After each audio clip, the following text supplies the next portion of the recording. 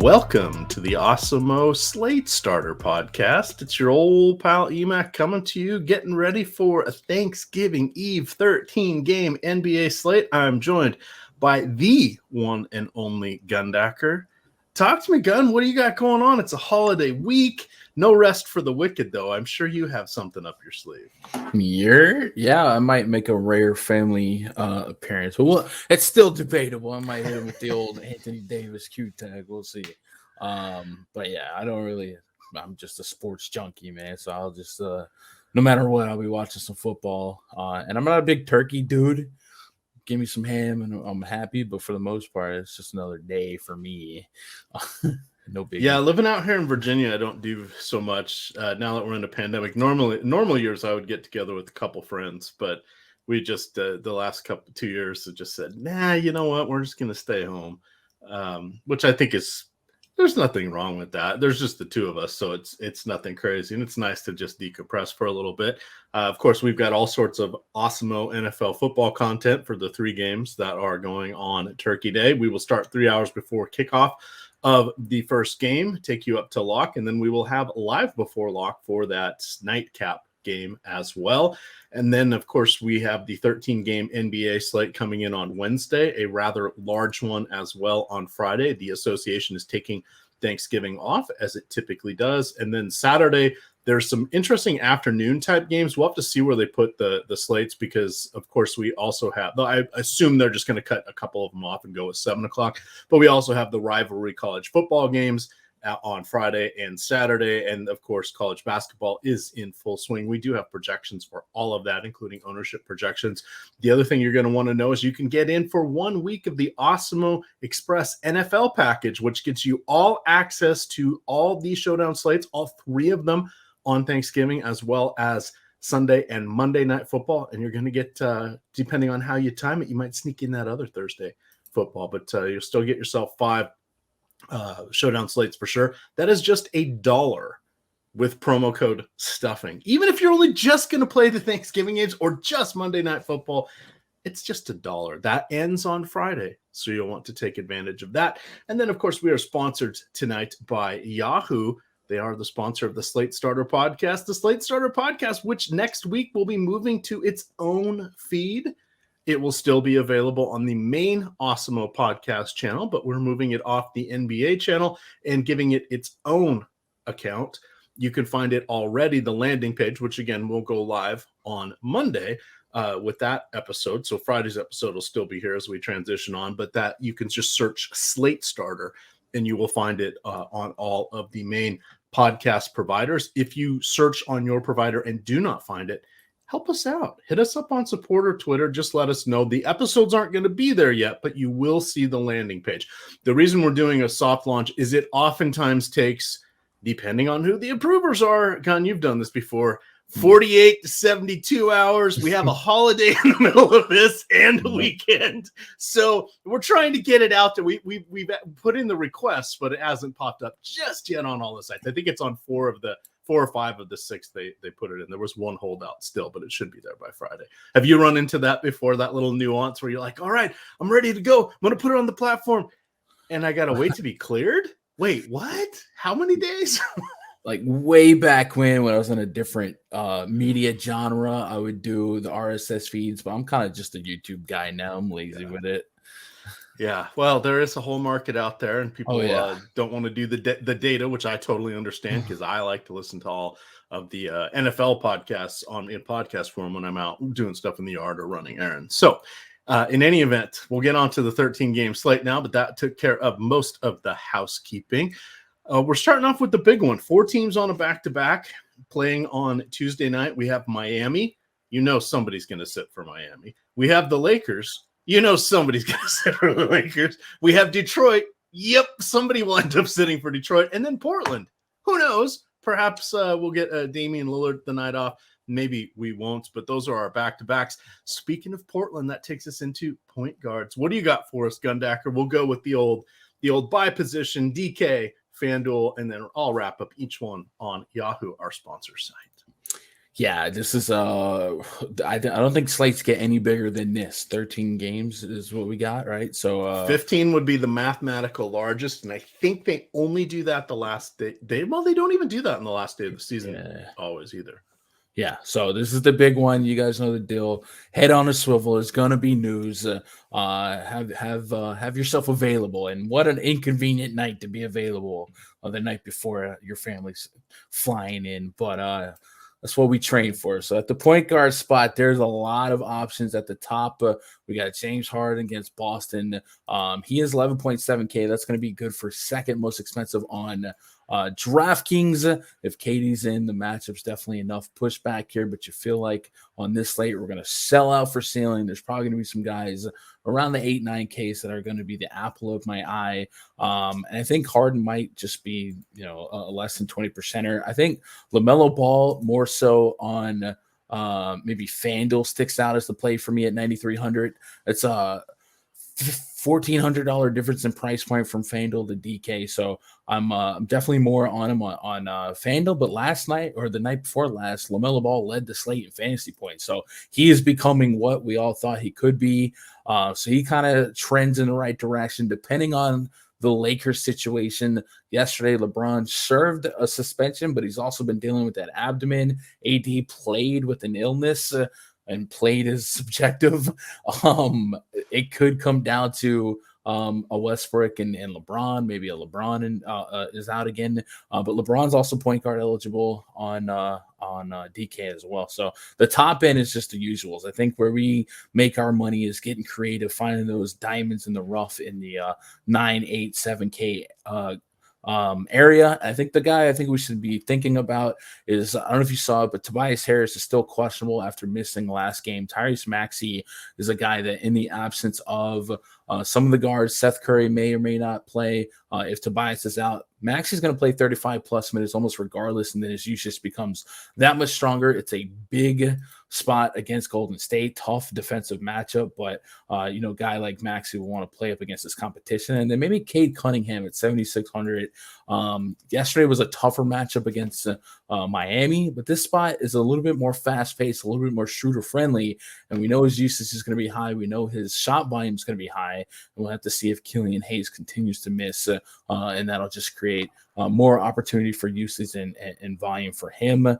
SGA is listed as out, so I'm not running to Ty Jerome, but I would say just to give some love to the low guys, he's a potential value play. Dropped a sneaky 29 fantasy points in just 16 minutes against Atlanta.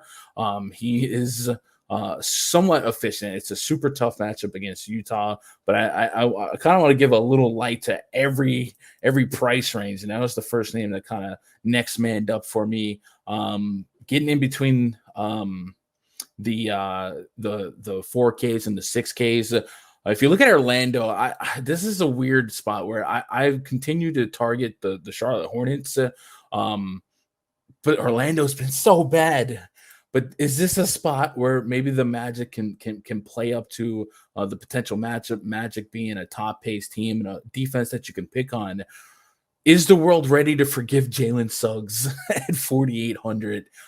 Could he get 25, 30 minutes in a plus shooter environment? So a name to think about there. And then if you don't think he can, RJ Hampton in garbage time has been a play in 2 straight slates now up against Milwaukee. So those are kind of the names sticking out here. I don't have a ton in the 5, 6K that I'm overly enamored with, but I'm almost positive we'll have a lot of openings at every position by this time or in 12 hours, right?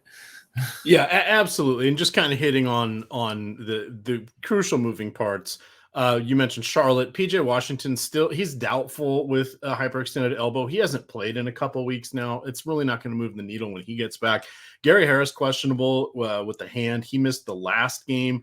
He had been in the starting lineup prior to that. You still have Cole Anthony. He's going to be out potentially through the weekend. They're not sure yet with his sprained ankle, but we may not see him until next week. You've got what was the big one? Karis LeVert, questionable. He's just going to be questionable most of the year, dealing with that sore back for recovering from the hairline fractures. We still have Brooklyn without Nicholas Claxton. He's going to miss at least another week with a non-COVID related illness. No idea what that is.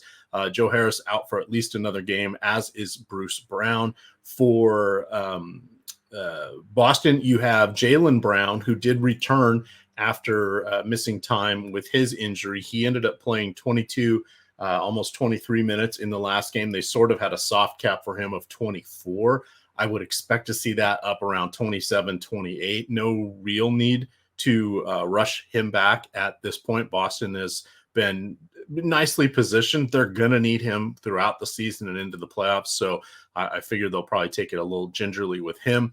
We mentioned if you're rostering Anthony Davis, you might be ready to throw things through the window. Who knows? He'll find a reason not to play tomorrow. But we do know that LeBron will be back, as Gunn mentioned. He's still dealing with the injury, but I do suspect he is going to play. Continuing through the list, and there's going to be a lot of them. Detroit is without Isaiah Stewart and without Killian Hayes into the weekend.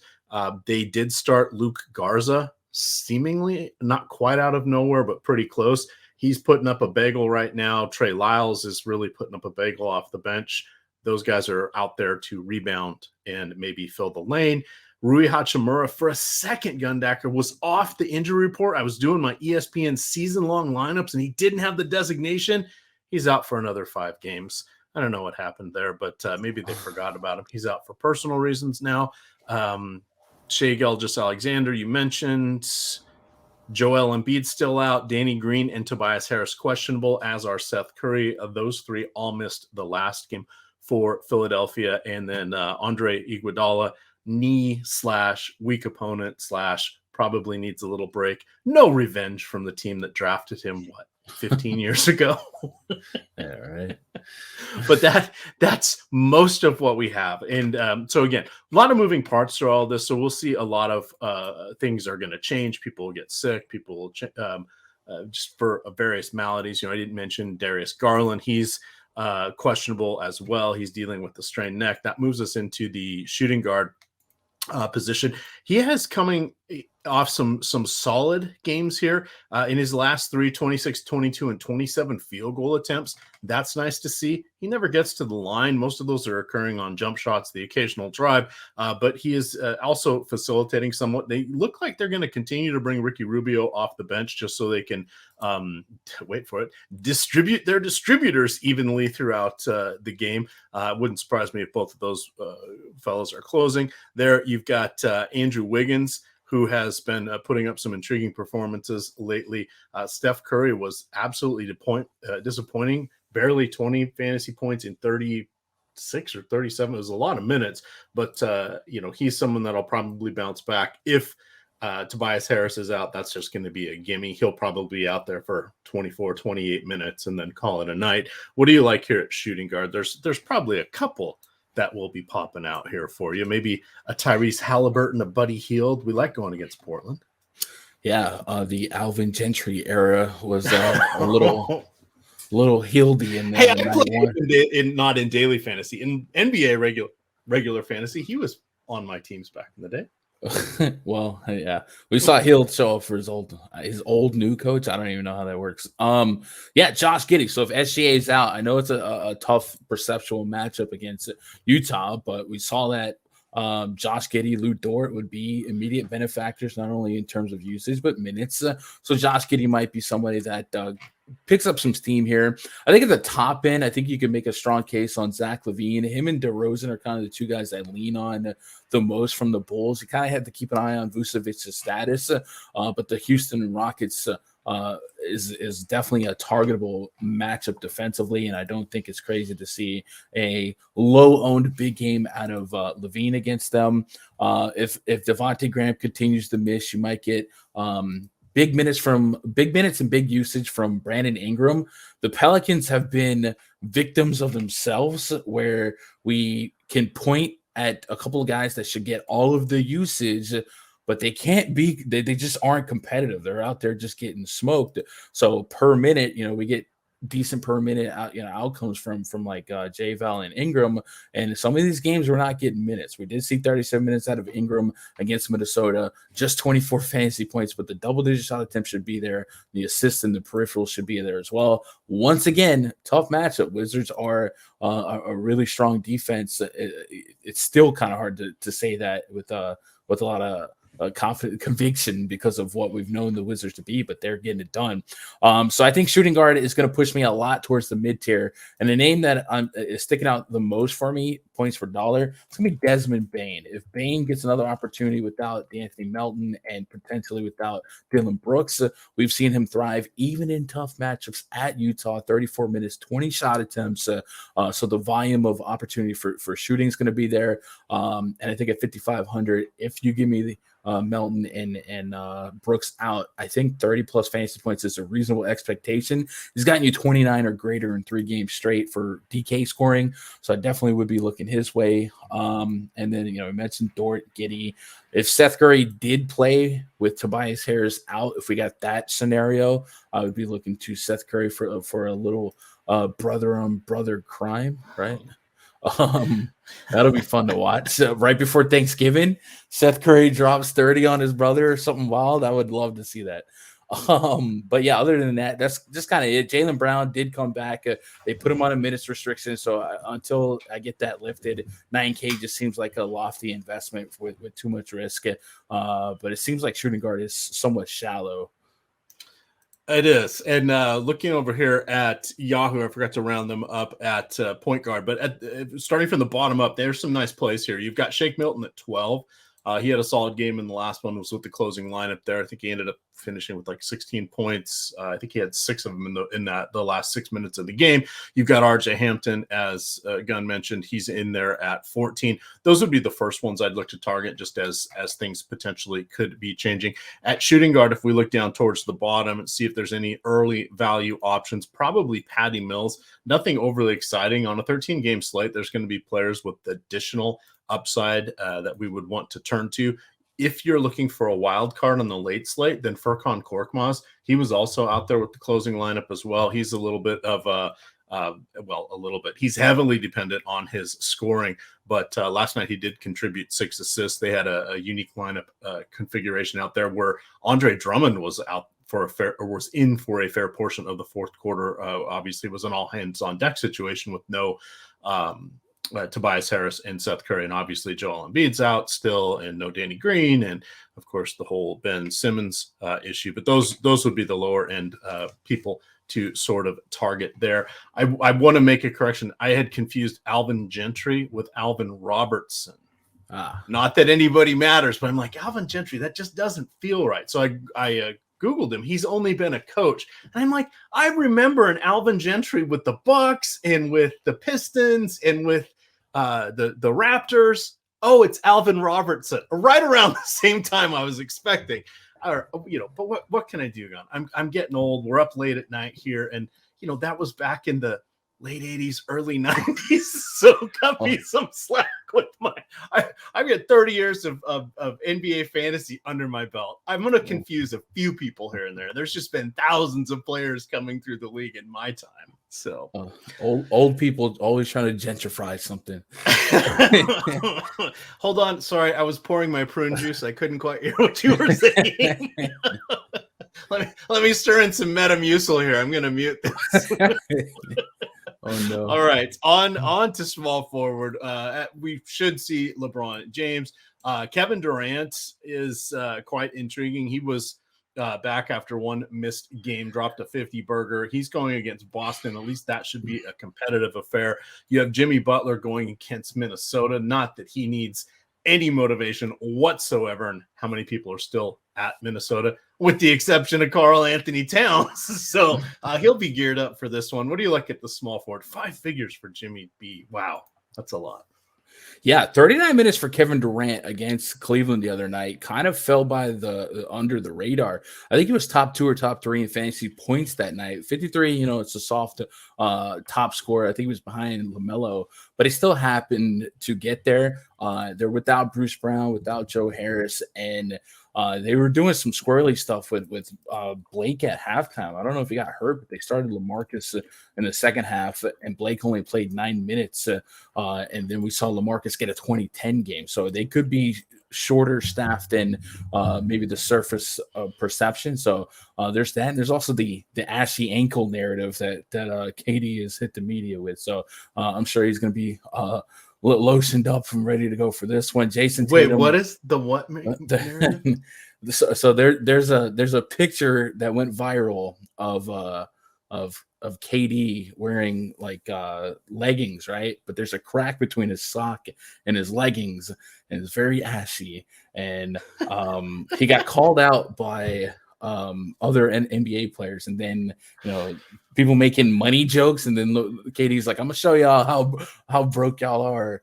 So expect all the cocoa butter to be prevalent for just a weird conversation, but yes, it is in the underworld. I'm sorry I asked. Can I take this back? I don't know if we can. Yeah, I don't. God dang it.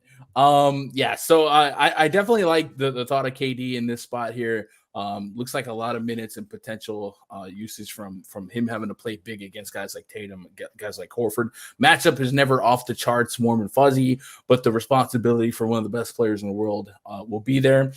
We talked about the Miami Heat, always a little iffy on a back-to-back. Going into Minnesota, we know Jimmy Butler, he could take a second unit and beat the T-Wolves first unit. Just for old time's sake. Yeah, we'll see if he does that here. He's 10K on DK, 10.1 on FanDuel. So you're gonna need all of 50 plus for him to get there. If we look towards the mid stakes again, you can get back to Ingram as a shooting guard, small forward eligible guy. In the mid tier, Kyle Kuzma. We want to talk about funny narratives. I don't know if you saw that pink sweater he wore to the last game. I thought that was a joke because No, I saw the real. thing where they're like, "I'll make Kyle Kuzma's sweater bigger for every 25 likes." That was the actual sweater, because then I saw him moving in it, and he like kind of moved the sleeve to open. I'm like, "Oh boy, that one was like a double gotcha." He got him because I thought it was a joke, and it wasn't a joke, but it's kind of a joke. So, when you say your mama dresses you funny, yikes. He is only 6,400 on DK. Gets to see his old pal BI, and the rebounds have been there for him this year. He's averaging 9.4 rebounds a game, over 13 real points. So he might be somebody that, as a small forward, could fill a role here. If we got word that Jaylen Brown's minutes restricted was lifted, maybe he's a contrarian play. I definitely think the matchup is fine, and you play up against guys like Harden and KD. Little statement game there in Boston, but I would have to see something verbalized or something concrete to make me feel confident in that. And I talked about Lou Dort earlier. If HCA expected to miss again, the opportunity, the minutes should be there for Dort. It's never going to be a great matchup, but sometimes the volume trumps all else. Kevin Huerter's 4,600. In life without DeAndre Hunter, he's kind of like the new Joe Harris. It's going to take a hot shooting night for him to get there, but it's definitely a range of outcomes for him to do all right. 30, 34, 32 minutes his last 3 games, 27 plus DKP. I mean, that's a solid floor at this price point. I do feel like he's underpriced. He probably should be 5K at least, if not a little bit more. So some implied value still to be had there. Elsewhere in the small forward spot, maybe Harrison Barnes is back to a playable price point. He had maybe performed a little bit over his head earlier this season and has shot up to 7, knocking on door at 8K. But now he's back to 6,200. And we were looking at what Alvin Gentry might do versus what Luke Walton might do in terms of minutes. It seems like Harrison Barnes can be that steady guy that just goes out there and plays 35 plus minutes. So in 35 plus minutes at 6,200, there's always a chip in a chair that he falls into a point per minute. 2 games ago, 39 fantasy points against a tougher Utah Jazz defense. So today he's going to host Portland on night 2 of a back-to-back. Definitely a world where he gets into the mid-30s and pays off that price tag. And then if an Anunoby is unable to go again. He's missed a little bit of a stretch. He still has that lingering Q tag. If he can't go, Scotty Barnes is probably still a strong look for deep minutes, and that really goes without saying for the entire Raptors starting lineup. And then at the top, or moving back up a little bit, Gordon Hayward is somebody that I spin the wheel, make a deal. I usually put him, Rozier, and set a rule to only get to one of them. I don't know why. I just never feel comfortable getting to too much. And then lastly, Josh Hart. Josh Hart, I feel like, is overvalued by the field every slate. He's like 40-50% owned. But outside of that Pacers game, he just gets there. So if Devontae Graham is out again, expect minutes, expect peripherals out of him, stuff in the stat sheet. And he's probably a little bit too cheap. And he'll be going against his old friend Kyle Kuzma. So a lot of ex-Laker narratives in that game. All right, over on Yahoo, they, of course, are the sponsor of the show. I want to remind you that we do have a nice deal going on with them. You can get 1 free month of Awesemo Platinum with your first deposit, and all you got to do to trigger that is play in a paid contest. Once that contest locks, they're going to send Awesemo an email. We will then use your email contact information to reach out to you with a coupon code that will get you 30 free days of all access Awesemo premium content. That is for all sports, all DFS sites. Everything we have is yours for 30 days. Please note Fantasy Cruncher is a separate add-on, but you can end up putting that onto your subscription as well. The key is you need to play in a paid contest. Yahoo is going to match your $10 deposit with Yahoo Rewards points, which is the site currency. You can choose when you use that at any time, but you need to use your own money into that contest to trigger the email to us. If you use theirs, it's not going to do it first. But you're getting $10 from them. You're getting a $90 value from us. Pretty nice way to spend your $10. And then guess what? You can still win it back because you're not in the hole just yet. So that is a nice way to go. Couple cheapies here at the small forward. Some nice options here. You've got Kevin Huerter at 11. Gunn talked about him. You've got teammate Cam Reddish. He's at 11. And then you've got Devin Vassell also at 11. One guy that is a little bit intriguing, especially for that late side, is Matisse Thybulle. He ended up getting 15 points in his last game. He gets a rap for not being a good shooter. He doesn't shoot. He was more or less a 4-year starter at the University of Washington. Actually, he did start all but one game of his career. He started 134 of 135 games. He was averaged 7.6 at field goal attempts per game. From 2-point range, he shot 50%. So he's pretty solid. From 3-point range, he shot 35%, marginal, but not completely horrible. And then from free throws, he was 78%. He's not a bad shooter. Just offense isn't his game. He's always been guarding the other team's best player. A lot of his points, even in college, would come on the break, the occasional open three or corner three. I watched a fair amount of his time there. I didn't think he'd actually end up being drafted, but he was there. So he's a unique player. But with everybody else potentially out, that is some late slate value you can look to. I don't think there's any reason to go to him on the main slate or most slates, but the late slate here going against Golden State does seem a little bit intriguing. Power forward here, that's where you'll find Josh Hart, as Gunn mentioned. He has been very, very good lately. I read an article, let's give credit to, I think it was on ESPN. They were saying, they were talking about picking him up as a stat stuffer. Over his last 6 games, he's averaging 14 points, 5.5 rebounds, 4.5 assists, and 3 combined blocks and steals. They're he's a stat stuffer or something. That was something on their fantasy page, but they're absolutely correct. And that turns into, all that production turns into close to 40 fantasy points, which is exactly what we're looking for. He is just 20 on Yahoo for Wednesday night. Take us to the point guard or the power forwards, starting off with DK Gunn. Yeah, so at the tippy top, of course, there's Giannis Antetokounmpo. He has the potential to be the highest scorer on the slate, any slate he's on.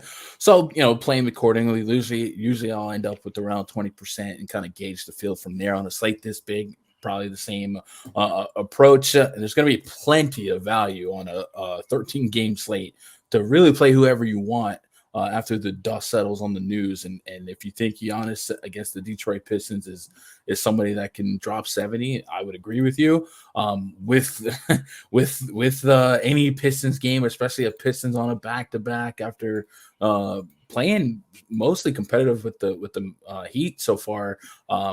You give them the back-to-back due diligence to have to go on the road against the world champions here. So I'm assuming that this might be one of the more lopsided spreads, and then we'll see if I'm looking at -14 right now as one of the lines opening. So you'll get the daily Giannis is in a blowout. I can't play him, but we've seen him drop 70 in the blowout. So we'll be wrestling with that.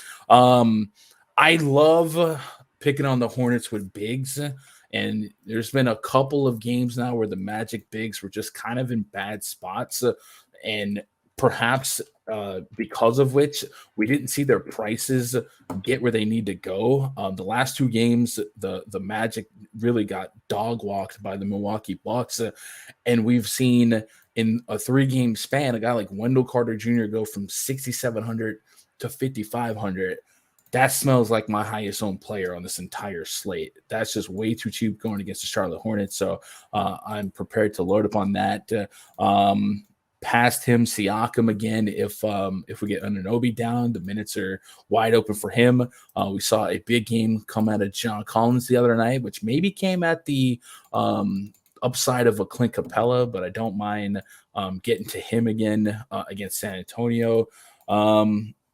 Sadiq Bey started hot last night. If you game script the Pistons to stay close, it's going to be some of their better 3-point shooters to kind of thrive against Milwaukee. And that would probably introduce Sadiq Bey as one of the best options they have there. So I would probably get to a little chunk of him. Lauri Markkanen returned for the Cavs. I think he did start that game. Wasn't really a big factor, but at 5,400 for 36 fantasy points in that game, 5,400 feels like it could be too cheap. Remember earlier this season when he played, he also played alongside Evan Mobley. So even though Jared Allen is back, there's probably still a big allotment of minutes there for him, but also maybe it might make you feel a little bit better if you saw something like a Dean Wade and a Jetty Osmond out again. But I still think 30+ minutes is realistic range of outcomes there. And also remember, no Colin Sexton, so somebody's got to pick up some shots. And we've seen, in his early Chicago days, Lauri Markkanen can serve a purpose.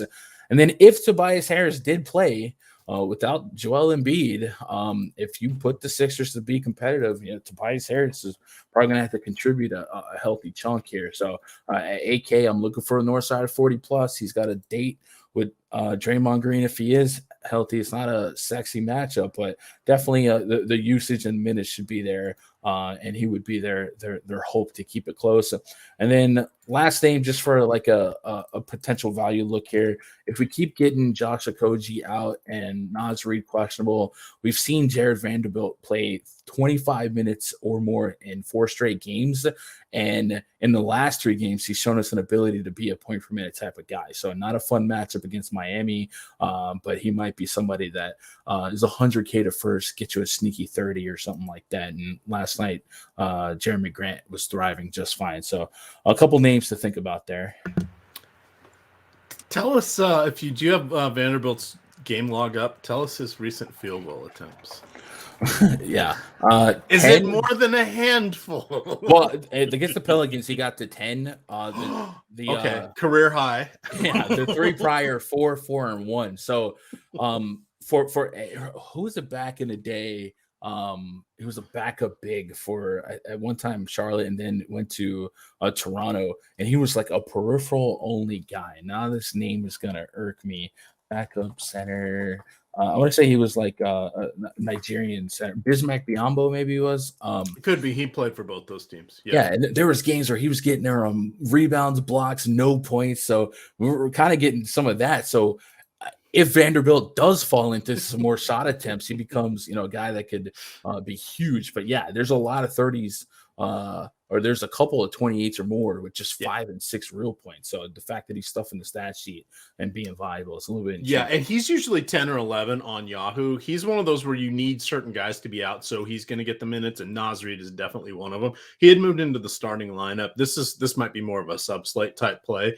I just not saying anything bad. Just wanted to call out he gets there on peripherals. If those aren't happening, the scoring is not going to be providing any baseline. But that's where the upside exists. And all it takes is if you put backs, run the break a couple times, and he's there. So if you think of it, that's similar to DeAndre Ayton, who we are excited if he ever takes more than 12 shots. and we're nervous if he doesn't get to 10 because he'll get his rebounds this year. The blocks haven't been there, but he's only played like 10 games with his injuries. Those will come around.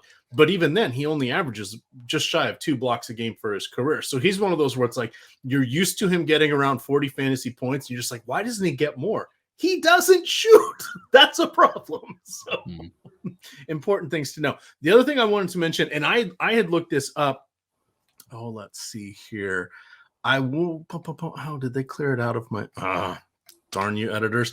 So here's the key thing to understand. So I'd written up some stuff here, and I don't think it made it off or didn't escape the chopping block. But Clint Capella against, this is a really old article. So I'll go from memory. That's a 2-year-old article. Sorry, editors, I was wrong. So Clint Capella with John Collins on the court since the beginning of last year averages 1.28 Yahoo fantasy points per minute. With it's the with and without are 0.02 apart. It's 1.28 and it's 1.3. Now, to your point, that Collins loses out when Capella's on the floor. Capella isn't quite as impacted.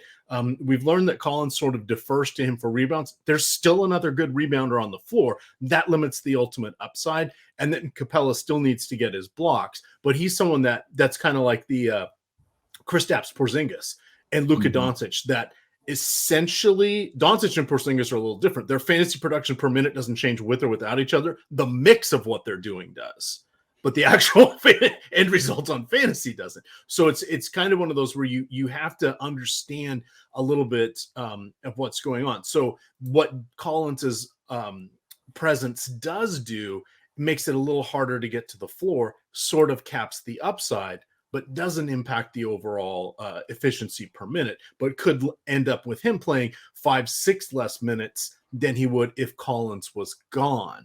The upside is there. The per minute stays the same. I don't know if I'm doing a great job of explaining that, but that's one of the things you sort of need to understand, because there are players that when certain other players are not on, their per minutes go through the roof. Like it'll go up 0.3, 0.4 per minute. You're just like, oh my God, like a Taylor Norton Tucker or some of those guys, they'll just go way, way up.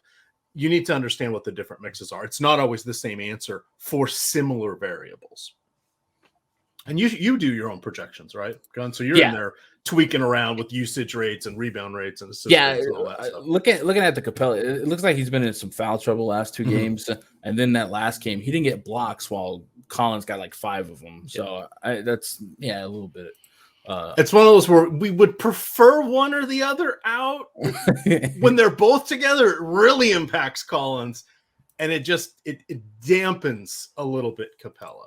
It doesn't end his night. It just dampens it a little bit. All right. Anything else from the power forwards here? If Vooch is out still, I guess DeRozan can bounce back. We saw some big games out of him. He's 9,200. You need the 50 plus, but in the year 2021, it has been a point that he's been able to get to, and the value should make him a little bit more obtainable if you just want to get those raw points. All right, let's get to the pivot position, and we'll get on out of here. Oh. Yeah, I did talk about Hart. Okay, so that was your Yahoo power forward. Goodness, Anthony Davis. Yeah, eyebrow raised. He does have a double at the.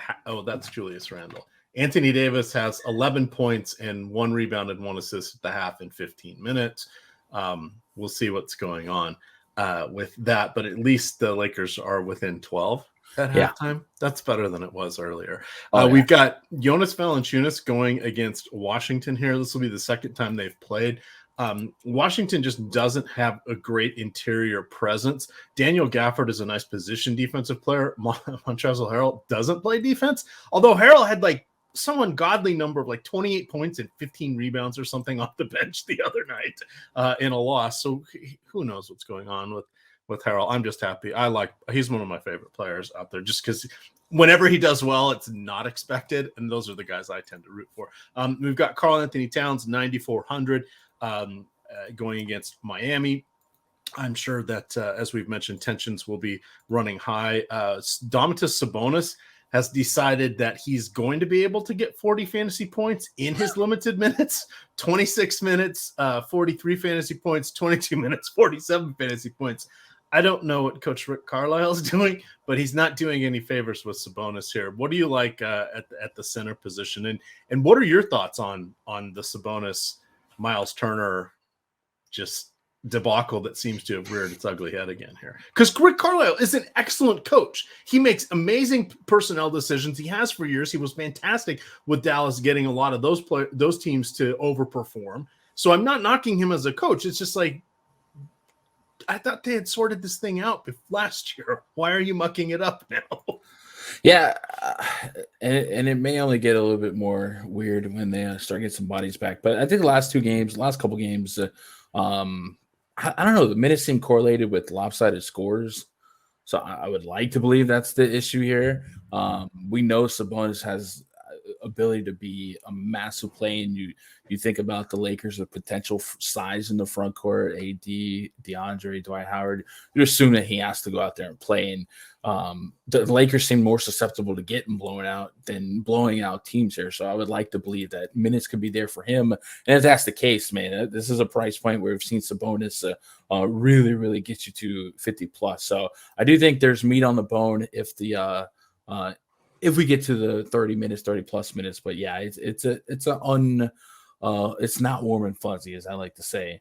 The guy that stands out the most, man, I talked about Wendell Carter Jr. earlier, Mo Bamba as well. I think I won't even set correlations. I will let those two fly as much as possible. I'm all about picking on the Charlotte Hornets. They run one of the top 5 paces in basketball. Defensively, not great. And they allow the 3rd most points in the paint in the league. And Mo Bamba, he's going to get your rebounds. He's going to get your blocks. He can dunk the basketball. He'll also shoot some threes, but I think there's a big upside spot for Bamba, and it's 6,400 for him. His co-worker in the 6Ks as well. I would not be shocked if they combine for 80 plus, 90 plus here, because it is that pure of a matchup. Hopefully they keep it more competitive than recent outings. To get back up a little bit more in price, you mentioned J-Val. If they can keep these games competitive, I do think J-Val has one of the better holes to succeed against the Wizards. Their defense has been pretty strong, but I think J-Val can outmuscle Gafford, and Montrezl Harrell is a guy that has lacked defensively, even though he's a permanent monster. So J-Val, I think, would be one of the catalysts in keeping that game competitive. Bam Adebayo, it is night 2 of a back-to-back. We've seen him play through Q tags. We've seen a couple of games where he sits. The fact that it is a back-to-back would definitely raise my suspicions. Sometimes we've seen Miami kind of Spoelstra will let us know immediately after the game, so maybe that comes out by the time you guys get your coffee going. I don't think I get to Drummond here, even if Tobias is out. I don't know. I want to, but I do think like this could be the small ball game. And Drummond could get pushed off the court real quick with the Warriors playing as they are. So I think even Drummond without Tobias might be a little more flimsy than I want it to be here.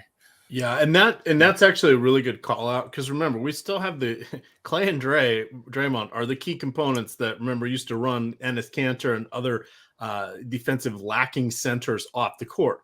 Enes Kanter right up there with Andre Drummond is some of the best offensive and defensive rebounders in the game. Offensive in particular, they don't play defense. They're not quick enough. They get crossed up by the first step or the half step jab, and they're all tied in knots. So it makes it really hard for them to do well against the Warriors. So that's a good call out, because while Drummond got nearly 50 fantasy points last night, he did play almost all of the fourth quarter, which is something we don't see, or at least with the closing portion of that game. It was an outlier. I don't think that we see that replicate against Golden State. So that's a nice one to call it there. We've got Jakob Poeltl is back, so he looks like he'll probably be good for 30 minutes in this matchup. That renders Thaddeus Young and Eubanks just not playable at this point in time. Poeltl is at a reasonable enough price point, and for the minutes, he's okay. Just on a 13-game slate, we're going to have a ton of other center options, so no need to go there. But just be aware that he is back from that standpoint. Looking at Yahoo in particular here, probably should have another, at least until Brook Lopez is back. You got Bobby Portis at 24. He is a decent option. You have Miles Turner all the way down at 23. He is a solid option here. Again, tenuous minutes kind of going on with the whole Rick Carlisle thing, including he benched their entire starting unit 6 minutes into the third quarter against that Charlotte game over the weekend when they ended up scoring. They were down 23 and they only lost by 3. And it was all the second unit that brought him back in that one. So to add out to what Gunn was saying about some blowout run there. Yeah, normally I'm almost always looking at Yahoo as for centers as some of the better plays. I'm not really seeing that on such a large slate. I think you can go down in the cheaper levels, like the DeAndre Ayton would be okay. I think even I mentioned Portis, Mo Bamba at 24 it's a little tougher there. He's better on some of the other sides, but I think this is going to be like a Miles Turner, maybe a Rashawn Holmes, because we know it's not like he's going to be banging against Yusuf Nurkic, who only plays 24 to 26 minutes per game. Those would be sort of the ones I'm looking at. This might be one of the rare slates where it's sort of like whatever is left, you can find your center on Yahoo. And normally I make that a priority as my better play from there. Any final thoughts on our Slate Starter podcast here? 26 teams in action. Yeah, the only thing that I would say run an asterisk or tie a knot around your fingers, Emac used to do, right? Is say, hey, we didn't have little phones with alarms and all that stuff. So there may have been we may have written on our hands. We didn't need to use the strings. But. I would like to Blake Griffin, he only played 9 minutes in that last game. It was all in the first half. I know Millsap's back. He only played 9 minutes. The second half, LaMarcus Aldridge started, and LaMarcus Aldridge ended up playing 34 minutes. And we saw a vintage type of stat line here. I have searched for quotes and injury news or anything like that, and I didn't really get an indication on what that was about. I don't see any tags on Blake Griffin, but if there's something out there that suggests that Aldridge could be a candidate for 30 minutes in a spot where you're going to need size against Rob Williams, Horford, Tatum, maybe LaMarcus Aldridge at 5,300 could be a little too cheap for 30 plus fantasy points as a likely outcome if he gets those minutes. Excellent call out. Yet another moving part that we're going to want to watch on this large slate. After us, you, of course, can tune in and get Josh Engelman on The Process Show starting at 6:30. We are going to have so many NBA shows and NFL shows tomorrow. It will knock your socks off. We're already slated to have 9 hours of live programming plus 2 videos on demand. And then Thanksgiving, it's going to be football. So stick around. Hit that subscribe button. Join the almost 67,000 subscribers here at the Awesemo YouTube channel. Be ready for the new Slate Starter podcast channel. If you're listening on the main channel for our podcast, the feed will still go through there. We'll still be on the YouTube channel. It's just getting its own standalone. So if that's your favorite thing to listen to and you don't want to crowd up your memory with a bunch of other channels or content from Awesemo, you can just subscribe to the Slate Starter. Just search Slate Starter on any of your podcast platforms and you should be able to find it. That will be going live on Monday. With that, you can follow Gundacker on Twitter at Gundacker. I am at Emac DFS. And of course, it is Awesemo _COM. With that, gamers, good luck.